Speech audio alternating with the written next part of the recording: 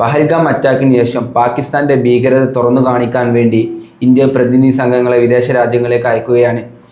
ഈ ലിസ്റ്റ് പുറത്തു വന്നപ്പോൾ വലിയ വിവാദമുണ്ടായിരിക്കുന്നത് UK അതുപോലെ തന്നെ US അയക്കുന്ന ടീമിൻ്റെ ലീഡറായിട്ട് വരുന്നത് ശശി തരൂരാണ്. കോൺഗ്രസ് നേതാവ് പുറത്തുവിട്ട ലിസ്റ്റിൽ ശശി തരൂരിൻ്റെ പേരില്ല, സജസ്റ്റ് ചെയ്ത ലിസ്റ്റിൽ. അപ്പോൾ ഇത് തുറന്നു കാണിക്കുന്നത് ശശി തരൂർ BJPയുമായി അടുക്കുന്നു എന്നാണോ? ഇത് സംഭവിക്കുമ്പോൾ ഉണ്ടാകുന്ന ഒരു പ്രത്യേക സാഹചര്യമുണ്ട്. അതെന്താണ്? അത് പഹൽഗാം അറ്റാക്ക് എന്ന് പറയുന്ന ഒരു അറ്റാക്ക് നടക്കുകയും അതിനെതിരെ കേന്ദ്ര ഗവൺമെൻറ് കൃത്യമായ തിരിച്ചടി പാകിസ്ഥാന് കൊടുക്കാൻ തീരുമാനിക്കുകയും ചെയ്തതിന് ശേഷം ആ തിരിച്ചടി ഉണ്ടായ ഘട്ടങ്ങളിലെല്ലാം തന്നെ ശശി തരൂർ കേന്ദ്ര ഗവൺമെൻറ്റിന് അനുകൂലമായിട്ടുള്ള നിലപാടുകളാണ് എടുത്തിട്ടുള്ളത്. എന്ന് പറഞ്ഞാൽ സുരക്ഷാ വീഴ്ചയൊന്നും ഇപ്പോൾ നമ്മൾ ചോദ്യം ചെയ്യേണ്ടതല്ല എന്ന് പറയുന്നത് ശരിയായ നിലപാടാണ് അദ്ദേഹം എടുത്തിട്ടുള്ളത്. പക്ഷെ അങ്ങനെ നിലപാടുകൾ പലതും എടുത്തെടുത്ത് വന്നപ്പോൾ ഏറ്റവും ഒടുവിൽ പോലും നമുക്കറിയാം ശശി തരൂരിന് താക്കീത് കൊടുത്തു എന്നുള്ള ഒരു വാർത്ത പോലും പുറത്തേക്ക് വന്നിരുന്നു. പിന്നെ ശശി തരൂർ ഇത് വ്യക്തമാക്കിയത് അങ്ങനെ താക്കീതൊന്നും കോൺഗ്രസ് മീറ്റിങ്ങിൽ ഉണ്ടായില്ല എന്നുള്ളതാണ്. പക്ഷെ അദ്ദേഹത്തോട് വ്യക്തിപരമായെങ്കിലും ഇനി മുതൽ പാർട്ടി ലൈനല്ലാതെ മറ്റൊരു ലൈനും സംസാരിക്കരുത് എന്ന് പറഞ്ഞിരുന്നു. പക്ഷേ ഇതിൽ മനസ്സിലാക്കേണ്ട ഒരു കാര്യം, ഇതുകൊണ്ട് ശശി തരൂർ BJPയിലേക്ക് പോകും എന്നൊക്കെ ആളുകൾ പറയുന്നുണ്ടെങ്കിൽ അത് ശുദ്ധാസംബന്ധമാണ്. ഇദ്ദേഹം ഈ കാര്യത്തിൽ മാത്രമല്ല ഇത്തരം അഭിപ്രായം പറഞ്ഞിട്ടുള്ളത്. ഇപ്പോൾ നമ്മുടെ സ്റ്റാർട്ടപ്പ് മിഷനുകളുമായിട്ടൊക്കെ ബന്ധപ്പെട്ട് P രാജീവ് ഉയർത്തിയിട്ടുള്ള അവകാശവാദങ്ങൾ ശരിയാണ് എന്ന് പറഞ്ഞുകൊണ്ട് അദ്ദേഹം ഒരു പ്രസ്താവന നടത്തിയിരുന്നു, നിങ്ങൾക്ക് ഓർമ്മയുണ്ടാവും. അപ്പോൾ അദ്ദേഹം CPMയിലേക്ക് പോകും എന്ന് ചില ആളുകൾ പറഞ്ഞു. അദ്ദേഹത്തിന് അങ്ങനെയൊന്നും പോകാൻ കഴിയുന്ന ഒരു വ്യക്തിത്വമല്ല. കാരണം ഇന്ന് ലോകത്ത് ഇറക്കിയിട്ടുള്ള ചില പുസ്തകങ്ങൾ, ആ പുസ്തകങ്ങളിൽ ബെസ്റ്റ് സെല്ലറായിട്ടുള്ള ഒരാൾ ശശി തരൂരിൻ്റെ പുസ്തകങ്ങളാണ്. അപ്പോൾ അദ്ദേഹം ഇതിനു മുമ്പ് പറഞ്ഞുകൊണ്ടിരുന്ന നിലപാടുകളിൽ നിന്ന് പിന്നോക്കം പോയിക്കൊണ്ട് ഒറ്റടിക്ക് BJPയിലേക്കൊന്നും പോകാൻ അദ്ദേഹത്തിന് കഴിയില്ല. അങ്ങനെ കഴിയുമായിരുന്നുവെങ്കിൽ കോൺഗ്രസിൽ കിട്ടിയതിനേക്കാൾ എത്രയോ വലിയ സ്ഥാനമാനങ്ങൾ BJPക്ക് കൊടുക്കാൻ കഴിയുമായിരുന്നു. BJP പലപ്പോഴും അദ്ദേഹത്തോട് സംസാരിച്ചിട്ടുണ്ട് എന്നുള്ളത് കൂടിയാണ് എനിക്കറിയാൻ കഴിയുന്ന ഒരു കാര്യം. രണ്ടാമത്തേത്, കേരളത്തിൽ പോലും BJPക്ക് വളരാൻ പെട്ടെന്നൊരു മേജർ ജമ്പ് ഉണ്ടാക്കാൻ സഹായിക്കാൻ പോകുന്ന ഒരാളായിരുന്നു യഥാർത്ഥത്തിൽ ശശി തരൂർ എന്ന് പറയുന്നത്. കാരണം ഒരു അപ്പർ മിഡിൽ ക്ലാസ്സിനെയും ഒരു ആസ്പയറിങ് യങ്സ്റ്റേഴ്സിനെയും ഒക്കെ തന്നെ അട്രാക്ട് ചെയ്യാൻ പറ്റുന്ന ഒരാളാണ്. അപ്പോൾ അതുകൊണ്ട് ശശി തരൂർ അങ്ങനെയൊന്നും പോകുമെന്ന് ഞാൻ വിചാരിക്കുന്നില്ല. അതാണ് എൻ്റെ ആദ്യത്തെ കാര്യം. ഇനി ഷിബിൽ പറഞ്ഞ മാറ്ററിലേക്ക് വന്നാൽ, ഈ കഴിഞ്ഞ ദിവസം കേന്ദ്ര ഗവൺമെൻറ് നടത്തിയിട്ടുള്ള ഏറ്റവും നല്ല നീക്കങ്ങളിലൊന്നാണ് വിവിധ രാജ്യങ്ങളിലേക്ക് 7ഓളം വരുന്ന സംഘങ്ങൾ, അത് പാർലമെൻറ്റ് അംഗങ്ങളെയാണ് തീരുമാനിച്ചിട്ടുള്ളത്. അതായത് പ്രതിപക്ഷവും ഭരണപക്ഷവും വിവിധ പാർട്ടികളിൽ നിന്നുള്ള ആളുകളെല്ലാം എടുത്തുകൊണ്ട് 7 സംഘങ്ങളായി തിരിച്ചുകൊണ്ട് ആ സംഘങ്ങളെ ഓരോരുത്തരെയും തന്നെ ഏതാണ്ട് ഒരു 10 ദിവസത്തെ വിസിറ്റിന് വേണ്ടി പല രാജ്യങ്ങളിലേക്കും വിടാൻ തീരുമാനിച്ചു. അപ്പോൾ അതിൽ അങ്ങനെ വിടാൻ തീരുമാനിച്ചവരുടെ ലിസ്റ്റ് ഉണ്ടായപ്പോൾ ഓരോ പാർട്ടികളോടും അവരുടെ പ്രതിനിധികളെ തരണമെന്ന് കിരൺ റിജിജു ആവശ്യപ്പെട്ടു എന്നുള്ളതാണ് ജയറാം രമേശൊക്കെ എന്ന് പറയുന്നൊരു കാര്യം. അപ്പോൾ അങ്ങനെ ആവശ്യപ്പെട്ടപ്പോൾ കോൺഗ്രസ് ഒരു ലിസ്റ്റ് കൊടുത്തു. കോൺഗ്രസ് അവിടെ വലിയൊരു തെറ്റ് ചെയ്തു എന്നാണ് ഞാൻ വിചാരിക്കുന്നത്. അത് കോൺഗ്രസ് കൊടുത്തിട്ടുള്ള ലിസ്റ്റ് ഒന്ന് ആനന്ദ് ശർമ്മയുടേതാണ്, രണ്ടാമത്തേത് മുൻ ക്യാബിനറ്റ് മിനിസ്റ്റർ ആയിരുന്നു, നിങ്ങൾക്ക് എല്ലാവർക്കും അറിയാം. രണ്ടാമത്തേത് ഗൗരവ് ഗൊഗോയിൻ്റെയാണ്, അത് അദ്ദേഹം ലോക്സഭയിലെ ഡെപ്യൂട്ടി ലീഡറാണ്. അതുപോലെ സയ്യദ് നസീർ ഹുസൈൻ എന്ന് പറയുന്ന രാജ്യസഭ MP ആണ്. ഇടയ്ക്ക് ഗൗരവ് ഗൊഗോയിനെ PCC പ്രസിഡന്റ് ആക്കിക്കൊണ്ട് നമ്മുടെ തരൂരിനെ ലോക്സഭാ ഡെപ്യൂട്ടി നേതാവ് ആക്കുമെന്നൊക്കെ കേട്ടിരുന്നു. അപ്പോൾ അദ്ദേഹത്തെ ആക്കിയില്ല, അതവിടെ നിൽക്കുന്നു. ഞാൻ പറയുന്നത് സയ്യിദ് നസീർ ഹുസൈനാണ്, രാജ്യസഭ MP ആണ്, കൂടാതെ രാജ്ബ്രാർ ലോക്സഭ MP ആണ്. അപ്പോൾ ഇവർ 4 പേരുടെ ലിസ്റ്റാണ് കൊടുത്തിട്ടുള്ളത്. യഥാർത്ഥത്തിൽ ആ ലിസ്റ്റാണ് കൊടുത്തത്, ഞങ്ങൾ തരൂരിൻ്റെ ലിസ്റ്റ് കൊടുത്തിരുന്നില്ല എന്ന് പോലും കോൺഗ്രസ് ഇപ്പോൾ പറയേണ്ടിയിരുന്നില്ല. പകരം കോൺഗ്രസ് ഒരു അഭിമാനമാക്കി, അതായത് BJPക്ക് വേറെ ആളുകളില്ല, ഞങ്ങളുടെ കയ്യിൽ നിന്നും മിടുക്കനായിട്ടുള്ള ഒരാളെ എടുത്തുകൊണ്ട് വേണം US UK ഏറ്റവും പ്രധാനപ്പെട്ട ടീമിനെ നയിക്കാൻ വിടാൻ എന്ന് പറയുന്ന ഒരു പ്രചാരണമായിരുന്നു കോൺഗ്രസ് നടത്തേണ്ടിയിരുന്നത്. കോൺഗ്രസ് അതിന് പകരം, കോൺഗ്രസ് എല്ലാ കാലത്തും ചെയ്തിട്ടുള്ള കുഴപ്പമെന്ന് പറയുന്നത്, കോൺഗ്രസ് അവരുടെ കയ്യിലുള്ള ഏറ്റവും നല്ല വ്യക്തിത്വങ്ങളെയും വെപ്പൺസിനെയും ഒന്നും പലപ്പോഴും കൃത്യമായി ഉപയോഗപ്പെടുത്തിയിട്ടില്ല. ഇപ്പം ശശി തരൂർ അങ്ങനെ ഒരാളാണ്. അപ്പോൾ അങ്ങനെ ഉപയോഗപ്പെടുത്തിയിട്ടില്ലെന്ന് മാത്രമല്ല, ശശി തരൂർ അത്ര നല്ല ആളല്ല എന്ന് പറയുന്ന ഒരു ഇമേജ് പലപ്പോഴും കോൺഗ്രസിനകത്തുനിന്ന് കൊടുക്കുകയും ശശി തരൂരിൻ്റെ പേഴ്സണൽ സ്റ്റാഫിൽപ്പെട്ട ആളുകളുമായി KPCCക്കകത്ത് വെച്ച് പോലും ചില തർക്കങ്ങളും വലിയ തോതിലുള്ള കയ്യേറ്റ ശ്രമങ്ങളും ഒക്കെ പോലും ഉണ്ടായതൊക്കെ നമുക്കറിയാം. ഞാൻ പറഞ്ഞു വന്നത്, ഇത് കോൺഗ്രസ്സിന് പറ്റിയിട്ടുള്ള ഒരു സ്ട്രാറ്റജിക് മിസ്റ്റേക്കാണ് ഒന്ന്. രണ്ടാമത്തത്, ശശി തരൂരാണെങ്കിലും ഇപ്പോൾ P ചിദംബരം ആണെങ്കിലും, ഞാൻ ആ വിഷയത്തിലേക്ക് വരാം, P ചിദംബരം ആണെങ്കിലും ഒക്കെ തന്നെ ഒരു കാര്യം പറയുമ്പോൾ അതിൻ്റെ മെറിറ്റോറിയസ് ആയ കാര്യത്തെ ഉൾക്കൊള്ളാൻ കോൺഗ്രസ്സിന് കഴിയണം. അങ്ങനെ കഴിഞ്ഞാൽ തന്നെ പകുതി പ്രശ്നം തീരും. ഇത് ഇന്നും ഇന്നലെ തുടങ്ങിയതല്ല. നിങ്ങൾ അറിയേണ്ടത് ഇപ്പോൾ G23 എന്ന് പറയുന്ന കപിൽ സിബലും അതുപോലെ തന്നെ നിരവധി ഈ പറയുന്ന ഗുലാം നബി ആസാദിനെ പോലെയുള്ള ആളുകളൊക്കെ കൂടിച്ചേർന്നിട്ടുള്ള ഒരു സംഘം ഉണ്ടായിരുന്നു. അത് കോൺഗ്രസിൽ ഒരുപാട് തിരുത്തലുകൾ വേണം, കോൺഗ്രസിൽ രാഹുൽ ഗാന്ധി എത്രയും പെട്ടെന്ന് നേതൃത്വം ഏറ്റെടുക്കണം എന്നൊക്കെ പറഞ്ഞിരുന്ന ആളുകളുണ്ട്.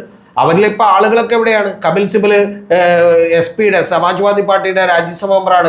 ഇന്ത്യ മുഴുവൻ അറിയപ്പെടുന്ന ഏറ്റവും മികച്ച ലോയറാണ്. അപ്പോൾ അതുപോലെ കൃത്യമായി ഒരു കാര്യം ആർട്ടിക്കുലേറ്റ് ചെയ്ത് ആളുകളോട് പറഞ്ഞ് മനസ്സിലാക്കാൻ കഴിയുന്ന ഒരാളാണ്. അപ്പോൾ അത്തരത്തിൽ കപിൽ സിബലിനെ പോലെയുള്ള, ശശി തരൂരിനെ പോലെയുള്ള ആളുകളെയൊന്നും, അല്ലെങ്കിൽ ഗുലാം നബി ആസാദിനെ പോലെയുള്ള ആളുകളെയൊന്നും കൃത്യമായി ഉപയോഗപ്പെടുത്താൻ കോൺഗ്രസ്സിന് പലപ്പോഴും കഴിഞ്ഞില്ല എന്നുള്ളത് വസ്തുതയായിട്ടുള്ളൊരു കാര്യമാണ്. ഇതേ സംഭവം തന്നെയാണ് ആം ആദ്മി പാർട്ടിയുടെ കാര്യത്തിൽ. ഏതാണ്ട് 27ഓളം വരെ പുറത്താക്കിയതിൻ്റെ വലിയ പ്രത്യാഘാതമാണ് കഴിഞ്ഞവണ ആം ആദ്മി പാർട്ടി നേരിട്ടത്. അപ്പോൾ യഥാർത്ഥത്തിൽ കോൺഗ്രസ്സിന് ഇതൊക്കെ കുറച്ചുകൂടി ഉപയോഗപ്പെടുത്താൻ കഴിയുകയും കുറച്ചുകൂടി സമചിത്തതയോടുകൂടി ഈ സമയത്ത് അദ്ദേഹത്തിനെതിരെ നിൽക്കാതെ കൃത്യമായ ചില മെസ്സേജുകൾ കൊടുത്തുകൊണ്ട് ഞങ്ങളുടെ ആളാണ് ഇത്തരത്തിൽ എന്ത് ചെയ്തത്, ഈ പറയുന്ന യുദ്ധം ജയിക്കുകയും നയതന്ത്ര മേഖലയിൽ വലിയ തോതിൽ പ്രാധാന്യമുണ്ടാവുകയും UK US എന്ന് പറഞ്ഞാൽ നമുക്കറിയാമല്ലോ, ലോകത്തിലെ ഏറ്റവും വലിയ രാഷ്ട്രം എന്ന് പറയുന്നത് US ആണ്, സമ്പന്നതയുടെയും മിലിറ്ററി പവറിൻ്റെയൊക്കെ കാര്യത്തിൽ. അപ്പോൾ അത്തരത്തിലുള്ള US-നെയും രണ്ടാമത് ഏറ്റവും പ്രമുഖമായിട്ടുള്ള UK-യും ഒക്കെ കൺവിൻസ് ചെയ്യാൻ ഞങ്ങളുടെ ആളുകളെ നിങ്ങൾക്ക് വിടേണ്ടി വന്നു എന്ന് പറയുന്ന ഒരു പ്രചാരണം കൊടുക്കുകയും അതേസമയം തന്നെ ഇവിടെ ഉണ്ടായിട്ടുള്ള സെക്യൂരിറ്റി ലാബ്സൊക്കെ ഉയർത്തി കാണിക്കുകയും ഒക്കെ ചെയ്തിരുന്നുവെങ്കിൽ കോൺഗ്രസ്സിന് അത് വലിയ തോതിൽ നേട്ടം ആകുമായിരുന്നു. അത് ചെയ്തില്ല. ഇനി അടുത്ത പ്രശ്നം എവിടെയാണ്?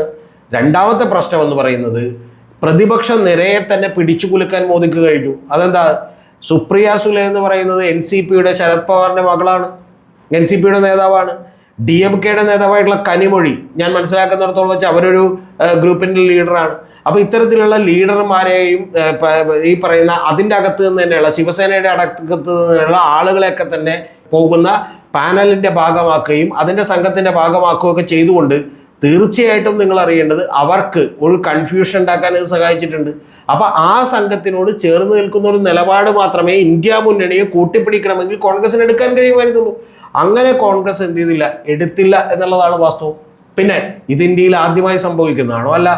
ഇത് ഇന്ത്യയിൽ 2 തവണ ഇതിനു മുമ്പ് സംഭവിച്ചിട്ടുണ്ട്. ഒന്ന് 1994 PV നരസിംഹറാവു, അതുപോലെ AB വാജ്പേയി. PV നരസിംഹറാവു അന്ന് പ്രധാനമന്ത്രിയാണ്, AB വാജ്പേയി ഇന്ത്യയുടെ പ്രതിപക്ഷ നേതാവാണ്. ആ പ്രതിപക്ഷ നേതാവായപ്പോൾ ഫോറിൻ മിനിസ്റ്ററായിട്ട് സൽമാൻ ഖുർഷിദ് ഉണ്ട്. സൽമാൻ ഖുർഷിദ് ഇപ്പോഴത്തെയും ടീമിലുണ്ട്. അപ്പോൾ സൽമാൻ ഖുർഷിദ് അടക്കമുള്ള ആളുകൾ UN മനുഷ്യാവകാശ കമ്മീഷനിലേക്ക് ഒരു പ്രത്യേക ടീമിനെ നമ്മൾ നിയോഗിക്കുകയും അവിടെ ഈ പറയുന്ന പോലെ ഫാറൂഖ് അബ്ദുള്ളയെ പോലെയുള്ള കാശ്മീരിൻ്റെ മുൻ മുഖ്യമന്ത്രി അടക്കമുള്ള ആളുകളൊക്കെ ഉണ്ടാക്കുകയും അവിടെ പാക്കിൻ്റെ ഒരു പ്രമേയത്തെ തന്നെ അട്ടിമറിക്കുന്നതിനും മറ്റു രാജ്യങ്ങളുടെയൊക്കെ കൃത്യമായിട്ടുള്ള ഒരു പിന്തുണ നമുക്ക് ആർജിക്കുന്നതിനും വന്ന് സാധിച്ചിട്ടുണ്ട്. ഇനി രണ്ടാമത് ഇന്ത്യ അയച്ചത് 2008-ലാണ്. 2008-ലെ മുംബൈ അറ്റാക്കിന് ശേഷം ഒരു ഡെലിഗേറ്റ് ഈ പറയുന്ന അയക്കുകയും ആ ഡെലിഗേറ്റുകളെല്ലാം തന്നെ സാമ്പത്തിക സഹായം പാകിസ്ഥാന് കൊടുക്കുന്നതിൽ ഇന്റർനാഷണൽ മോണിറ്ററി ഫണ്ട് അടക്കമുള്ള പല ഫണ്ടുകളിലേക്കും ഒരു ഗ്രേ ലിസ്റ്റിൽ പെടുത്തുകയും ചെയ്തിട്ടുണ്ട് പാകിസ്ഥാന്. അപ്പം ഞാൻ പറഞ്ഞു വന്നത് ഇത്തരത്തിലുള്ള നീക്കങ്ങൾ കൃത്യമായി നടത്തേണ്ടതുണ്ടെന്നാണ്. ഇനി മോദി ഇത്തവണ ചെയ്തുകൊണ്ടിരിക്കുന്ന ഏറ്റവും ഗുണകരമായിട്ടുള്ള ഒരു കാര്യം എന്താണെന്നറിയോ? ഓരോ രാജ്യത്തേക്ക് പോകേണ്ടത് ആരാണെന്ന് തീരുമാനിച്ചിട്ടുണ്ട്. അത് ഗുലാം നബി ആസാദിനെ പോലെ, അല്ലെങ്കിൽ ഞാൻ നേരത്തെ പറഞ്ഞ ഇന്ത്യയുടെ നേരത്തെയുള്ള ഫോറിൻ മിനിസ്റ്റർ ആയിരുന്ന സൽമാൻ ഖുർഷിദിനെ പോലെ, അല്ലെങ്കിൽ അസദുദ്ദീൻ ഒവൈസിയെ പോലെയുള്ള ആളുകളെ പോലും ഇതിനകത്ത് ഉൾപ്പെടുത്തിക്കൊണ്ട് അവരെ ഗൾഫ് രാജ്യങ്ങളിലേക്കും അറബ് രാജ്യങ്ങളിലേക്കും ഒക്കെ വിടുകയാണ്. അപ്പം ഞാൻ പറഞ്ഞു വന്നത് അത്തരത്തിലുള്ള ഒരു സമർത്ഥമായിട്ടുള്ള ഒരു നീക്കം നമ്മളെ കേന്ദ്ര ഗവൺമെൻറ് നടത്തുകയാണ്. ആ കേന്ദ്ര ഗവൺമെൻറ് നടത്തുന്നതിനോട് ചേർന്ന് നിൽക്കുകയും ആ ചേർന്ന് നിൽക്കുന്നതിൽ ഞങ്ങളുടെ ആളെ, ഏറ്റവും മികച്ച ആളുകളെ തന്നെ കൊടുക്കുകയും ചെയ്തുകൊണ്ടാണ് കോൺഗ്രസ് പ്രതികരിക്കേണ്ടിയിരുന്നത്. യഥാർത്ഥത്തിൽ ഇത് കോൺഗ്രസ്സിന് തിരിച്ചടിയാണ് ഉണ്ടാക്കാൻ പോകുന്നത്. ഇനി കേരളത്തിൽ നിന്ന് 2 പേരുണ്ട് കേട്ടോ. ഒന്ന് ജോൺ ബിട്ടാസും ഒന്ന് ET മുഹമ്മദ് ബഷീറുമാണ്. അപ്പോൾ ഇവർ 2 പേരും മികച്ച ആളുകളാണ്. ഒരു കാര്യങ്ങൾ കൃത്യമായ ആളുകളോട് കൺവിൻസ് ചെയ്യാൻ പറ്റുന്ന ആളുകളാണ്. പിന്നെ ഇവരെ അങ്ങോട്ട് വെറുതെ വിടുകയല്ല ചെയ്യുന്നത്. ഇവരെ കൃത്യമായി ട്രെയിൻ ചെയ്ത് ഇവരോട് എന്തൊക്കെയാണ് അവരുടെ ചോദ്യങ്ങൾ ഉണ്ടാവുക, ആ ചോദ്യങ്ങൾക്ക് നിങ്ങൾ എന്തൊക്കെയാണ് മറുപടികൾ പറയേണ്ടത്, എങ്ങനെയാണ് നമ്മളെ കൃത്യമായി ഡിഫെൻഡ് ചെയ്യേണ്ടത്, എങ്ങനെയാണ് പാകിസ്ഥാനെ തുറന്നു കാണിക്കുന്നതെന്ന് കൃത്യമായിട്ടുള്ള ഒരു ധാരണകൾ കൊടുത്തുകൊണ്ടാണ് വിടുന്നത്. ആ നീക്കത്തിനെയൊക്കെ കോൺഗ്രസ് ഇതുപോലെ കാണാൻ പാടില്ലായിരുന്നു എന്നുള്ളതാണ്. സാർ, ഇപ്പോൾ സാറ് പറഞ്ഞു ഇത് കോൺഗ്രസ് തുറന്നു കാണിച്ചത് തെറ്റായിപ്പോയിന്ന്. ഇങ്ങനെ തുറന്നു കാണിക്കുന്നതിലൂടെ ഇത് BJPക്ക് ഒരു വിജയമാവുകയല്ലേ ചെയ്യുന്നത്? അല്ല, അതാണ് ഞാൻ പറഞ്ഞു വന്നത്. ഇതിപ്പോൾ യഥാർത്ഥത്തിൽ കോൺഗ്രസിന് ഇതിനെ എതിർക്കുകയാണെന്നും ഈ പറയുന്ന ശശി തരൂർ എന്ന് പറയുന്ന പ്രഗത്ഭനായിട്ടുള്ള ഒരു മുൻ UN ഉദ്യോഗസ്ഥനായിരുന്ന UN-ന്റെ ഏറ്റവും വലിയ പോസ്റ്റിലേക്ക് ഇന്ത്യയുടെ ഭാഗത്ത് നിന്നൊക്കെ പിന്തുണയോട് മത്സരിച്ച ഒരാളെ കോൺഗ്രസ് തന്നെ അവരുടെ ഒരു ടീമിലേക്ക്, ഇത്തരം ഒരു ടീമിലേക്ക് ഉൾപ്പെടുത്തുന്നില്ല എന്ന് പറയുമ്പോൾ ഒരു ഇന്ത്യയിലെ മിഡിൽ ക്ലാസ് ആയിട്ടുള്ള, അപ്പർ മിഡിൽ ക്ലാസ് ആയിട്ടുള്ള ഒരു ആസ്പയറിംഗ് യങ്സ്റ്റേഴ്സ് ആയിട്ടുള്ള ആളുകളൊക്കെ എന്താ വിചാരിക്കാൻ പോകുന്നത്? Congress is doing a foul thing അല്ലേ? കോൺഗ്രസ് ഒരു തെറ്റായ കാര്യം ചെയ്യുന്നു. ഒരു പേഴ്സണൽ ഉള്ള വ്യക്തിപരമായിട്ടുള്ള ചില വൈരാഗ്യങ്ങളുടെ പുറത്ത് പോലും മാറ്റി നിർത്തുന്നു എന്നാണ്. മറ്റേ സൈഡ് എന്താണ്? മറ്റേ സൈഡ് ഷിപ്പിൽ മനസ്സിലാക്കണം. അതായത് BJP കുറിച്ച് കാണാൻ പോകുന്നത് എന്താണ്? BJP എന്ന് പറയുന്ന ഒരു രാഷ്ട്രീയ പാർട്ടി, അവരാണ് കുറച്ചുകൂടി നാരോ മൈൻഡഡ് ആണെന്നൊക്കെ കോൺഗ്രസ് പ്രചരിപ്പിക്കുന്ന കാലത്ത് ഞങ്ങൾക്ക് അങ്ങനെ ഒരു നാരോ മൈൻഡഡ്നെസ് ഇല്ലെന്നും ഒരു ഇടുങ്ങിയ മനസ്ഥിതിയും ഇല്ലെന്നും, പകരം നിങ്ങളുടെ കൂട്ടത്തിൽ പ്രതിപക്ഷമാണെങ്കിൽ പോലും അതിലുള്ള ഏറ്റവും മികച്ച ആളുകളെ, ഞങ്ങളുടെ ആളുകളെ പോലും ഏൽപ്പിക്കാതെ നിങ്ങളുടെ കൂട്ടത്തിലുള്ള ഏറ്റവും മികച്ച ടീമിനെ ഞങ്ങൾ എന്ത് ചെയ്യാൻ പോകുന്നു?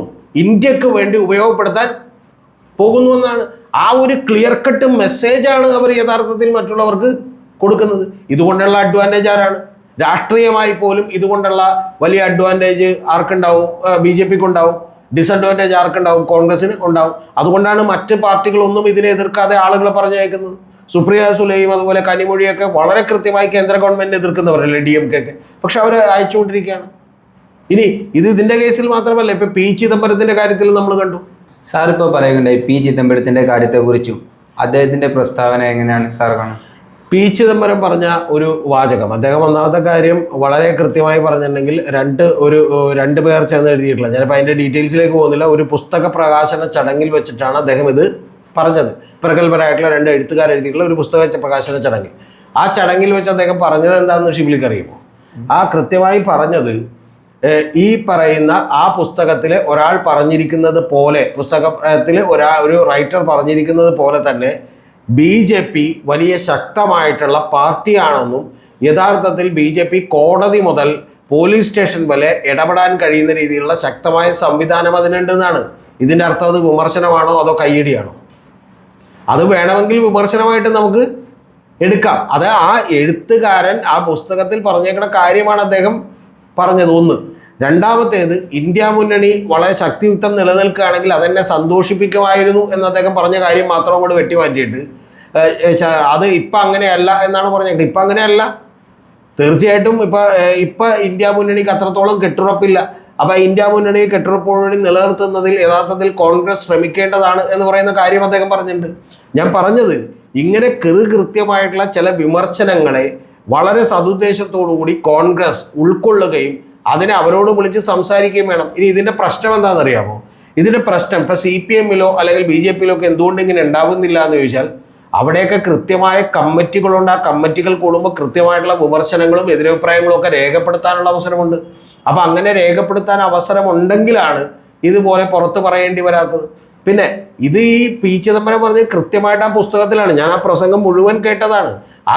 മുഴുവൻ കേട്ട് കഴിഞ്ഞാൽ നമുക്ക് കൃത്യമായിട്ട് മനസ്സിലാവും അദ്ദേഹം കോൺഗ്രസിന് പറ്റിയിട്ടുള്ള ചില കുഴപ്പങ്ങളെക്കുറിച്ചും കോൺഗ്രസ് ഇന്ത്യ മുന്നണി ഇപ്പം നിലവിലുണ്ട് എന്ന് നമുക്ക് പറയാൻ കഴിയില്ല എന്നുള്ളതിനെക്കുറിച്ചുമൊക്കെ അദ്ദേഹം കൃത്യമായ അദ്ദേഹത്തിൻ്റെ ഒരു നിരീക്ഷണങ്ങളാണ് നടത്തിയത്. അത് ഫാക്ട്സ് ആണ്, വസ്തുതയാണ്. അതിനും അപ്പുറത്തേക്ക് അദ്ദേഹം ഇന്ത്യ മുന്നണി അങ്ങനെ ഒരുമിച്ച് നിന്നിരുന്നെങ്കിൽ ഞാൻ ഒരുപാട് സന്തോഷിക്കുമായിരുന്നു എന്ന് പറഞ്ഞാൽ അദ്ദേഹം ഇപ്പോഴും കോൺഗ്രസ്സുകാരനായിട്ട് തന്നെയാണ്. പക്ഷെ അതിൻ്റെ ഒരു ഭാഗം മാത്രം എടുത്തുകൊണ്ട് അങ്ങനെ പോലുമുള്ള ഒരു വിമർശനം സാധ്യമല്ല എന്ന് കോൺഗ്രസ് പറയുമ്പോഴാണ് അത് പ്രശ്നമുള്ളത്. അതിന് പകരം ശശി തരൂർ ഉന്നയിക്കുന്ന വിമർശനവും നാളെ P. ചിദംബരം ഉന്നയിക്കുന്ന വിമർശനത്തോടും ഒക്കെ അവർ കൃത്യമായി പറയുകയാണ്, ഓക്കെ, ഞങ്ങൾക്ക് ഇത് പരിശോധിക്കപ്പെടേണ്ട ഒരു കാര്യമാണ്. കാരണം ഇന്ത്യ മുന്നണി ചില കുഴപ്പങ്ങൾ പറ്റിയിട്ടുണ്ട്. അതുകൊണ്ട് ആ മുന്നണി സംവിധാനം അല്ലെങ്കിൽ 2024 ലോക്സഭയിലേക്കാവുമ്പോൾ ആ മുന്നണി സംവിധാനം വരും, സ്റ്റേറ്റിലേക്ക് വരുമ്പോൾ ആ മുന്നണി സംവിധാനം അപ്രായോഗികമാണ്. പകരം 2029 വരുമ്പോൾ വീണ്ടും ഇന്ത്യ മുന്നണിയുടെ അലയൻസ് ശക്തിപ്പെട്ടേക്കാം എന്ന് കൃത്യമായി പറഞ്ഞ് മനസ്സിലാക്കുകയും കൃത്യമായ ആളുകളോട് വിശദീകരിക്കുകയും ചെയ്യേണ്ട ഉത്തരവാദിത്തമേ കോൺഗ്രസിനുള്ളൂ. അതിന് പകരം P. ചിദംബരത്തെ തന്നെ എന്ത് ചെയ്യുകയാണ്? നേരെ അപ്പുറത്തേക്ക് വിട്ടുകൊടുക്കുകയാണ്. ശശി തരൂരിൻ്റെ അപ്പുറത്തേക്ക് വിട്ടുകൊടുക്കുകയാണ്. എനിക്ക് ഏറ്റവും കൃത്യമായ ഓർമ്മയുള്ളത് രമേഷ് പിഷാരടി പറഞ്ഞിട്ടുള്ളൊരു കാര്യമാണ്. രമേഷ് പിഷാരടി ഇവരോടൊന്നും തുലനം ചെയ്യാവുന്ന ആളല്ല. പക്ഷേ രമേഷ് പിഷാരടി ചില കാര്യങ്ങൾ, ചില ഒബ്സർവേഷൻസ് എനിക്ക് വളരെ ഇഷ്ടപ്പെട്ടിട്ടുണ്ട്. അതിൽ അദ്ദേഹം പറഞ്ഞൊരു കാര്യം, നിങ്ങളുടെ ഒരു സുഹൃത്ത് രാഖി കെട്ടി അല്ലെങ്കിൽ ഇത്തരത്തിലൊരു ചരട് കെട്ടി വരുമ്പോൾ നീ സംഖ്യയാണല്ലോ എന്ന് പറഞ്ഞ് അവനെ നമ്മൾ അകറ്റി നിർത്തിയാൽ അവനെയും കൂടി നമ്മൾ അപ്പുറത്തേക്ക് വിട്ടുകൊടുക്കുകയാണ്. അപ്പോൾ അത്തരത്തിൽ അങ്ങനെ വിട്ടുകൊടുക്കാതെ നമ്മൾ കൃത്യമായ നിലപാടുകൾ എടുക്കുകയും അവരോട് സംസാരിക്കുകയും ഇൻട്രാക്ട് ചെയ്യുകയും ചെയ്യുക എന്നുള്ളതാണ് ചെയ്യേണ്ടത്. മനസ്സിലായി. അന്ന് അതേസമയം തന്നെ കമൽനാഥിനെ പോലെയുള്ള ആളുകൾ എന്ത് ചെയ്യുന്നു, കോൺഗ്രസിന്റെ നിലപാടിന് വിരുദ്ധമായിട്ട് അയോധ്യ ക്ഷേത്രം ഉദ്ഘാടനം ചെയ്യപ്പോൾ ചെല്ലാതിരുന്ന നേതാക്കളെല്ലാം കോൺഗ്രസിൽ നേരത്തെ ഈ പറയുന്ന പോലെ വെള്ളി ഇഷ്ടികകൾ എന്ത് ചെയ്യുന്നു, അയച്ച് കൊടുക്കുന്നു. അതിനെതിരെ കോൺഗ്രസ് നിലപാട് എടുക്കുന്നില്ല. അപ്പം ഞാൻ പറഞ്ഞത് ഇത്തരം ഈ പറയുന്ന പോലെ വൈരുദ്ധ്യങ്ങൾ കോൺഗ്രസിനെ അപ്പാടെ തകർക്കുമെന്നുള്ളതാണ്.